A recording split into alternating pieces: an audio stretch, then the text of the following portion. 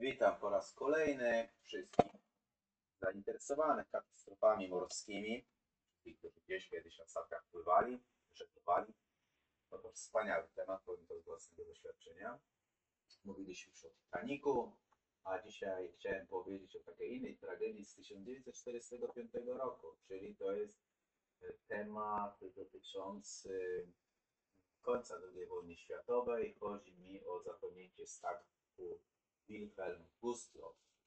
To jest tragedia z 1945 roku. Również chciałbym pochylić się, albo może zanalizować pewne fakty, pewne ciekawostki, o tym powiedzieć.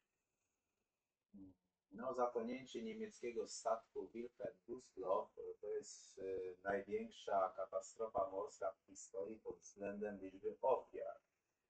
30 stycznia 1945 roku w trakcie ewakuacji ludności cywilnej i personelu wojskowego z Prus Wschodnich statek został storpedowany przez radziecki okręt podwodny S-13 pod dowództwem Aleksandra Marineski. Szacuje się w ogóle, że w katastrofie zginęło około 9400 osób, w tym wiele kobiet i dzieci. Sam statek Wilhelm Gustloff został zbudowany w latach 30. XX wieku jako taki luksusowy liniowiec pasażerski, który służył propagandowej organizacji Kraft durch Freunde, czyli siła poprzez radość. Statek mierzył 208 metrów długości i mógł pomieścić około 2000 pasażerów w komfortowych warunkach.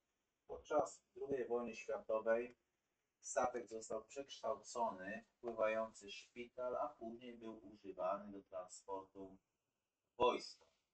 No i w styczniu 1945 roku Wilhelm Gustloff wziął udział w takiej operacji, która nosiła krypton Hannibal.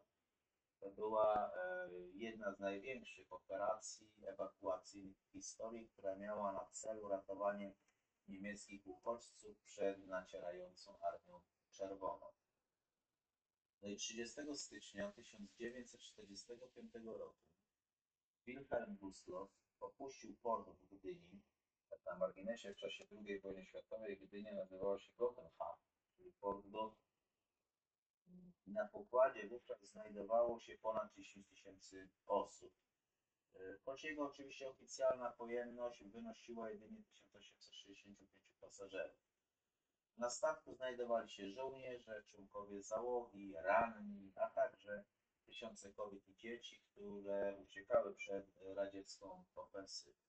Wieczorem na wysokości mniej więcej Zatoki Gdańskiej statek został wykryty przez radziecki okręt podwodny S-13 i o godzinie 21:16 wystrzeliły 3 torpedy, z których wszystkie trafiły do celu.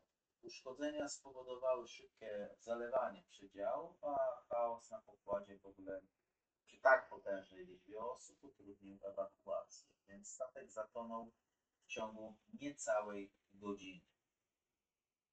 Zatonięcie statku Wilhelm Gustloff było wynikiem praktycznie wielu czynników, jak to się zwykle wydaje, zdarza. Bo na pokładzie znajdowało się kilkukrotnie więcej ludzi niż statek był w stanie bezpiecznie przebyć. Istniało przeładowanie, które utrudniało ewakuację. No i mimo, że Wilhelm Gustloff był celem wojskowym, nie zapewniono mu odpowiedniej eskorty, co też uczyniło go takim łatwym celem dla wroga. Kapitanowie podjęli decyzję o włączeniu świateł pozycyjnych, aby uniknąć kolizji z innymi jednostkami, co jednak ujawniło lokalizację statku właśnie temu radzieckiemu okrętowi podwodnemu S-13. Jeśli chodzi o warunki pogodowe wówczas, to niska temperatura i te zimowe sztormy w ogóle pogorszyły jeszcze sytuację rozbitków, z których wielu zmarło z powodu po prostu hipotermii. Tak na marginesie w Bałtyku można wytrzymać 6 minut i potem następuje hipotermia, człowiek umiera. Czyli 6 minut jeszcze człowiek jakoś tam utrzyma, a dalej to już no, nie ma co tam zbierać.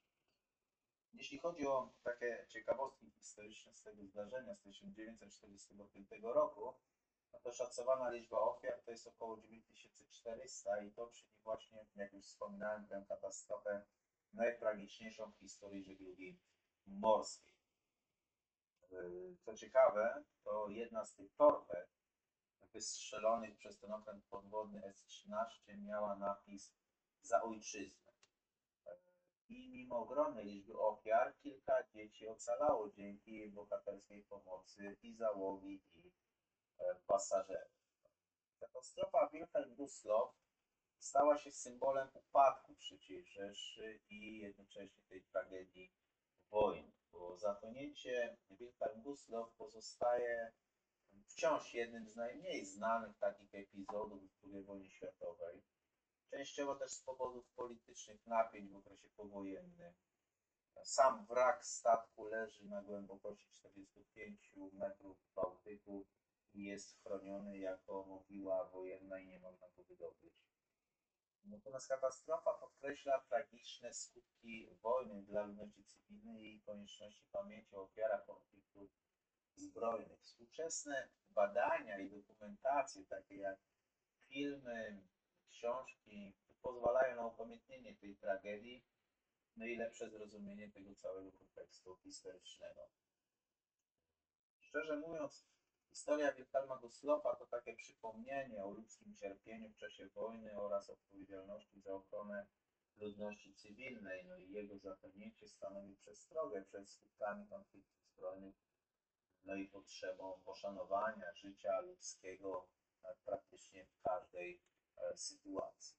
A ja ciekaw jestem, czy wy coś na temat tej tragedii słyszeliście. Jeżeli oczywiście słyszeliście, to jak najbardziej dajcie w komentarzach znak. Mogą to być też komentarze taktyczne. Ja tak na marginesie powiem, że akurat sportu kiedy nie lubię, bo bardzo często z sportu kiedy nie wypływałem. Tam raz Szczecina, ale no jeszcze od Szczecina do Bałtyku to daleka droga, bo do Świnoujścia kawał drogi, a tutaj też niby do Bałtyku daleka droga, bo dalej się jest w tej strefie Zatoki Gdańskiej, ale już inaczej się wypływa i inne wrażenia. Także Gdynię akurat sobie jako portu podobałem.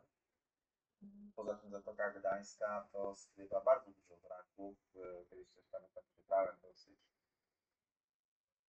artykuł, jak tam namierzali, ile w ogóle setek wraków gdzieś tutaj się znajduje.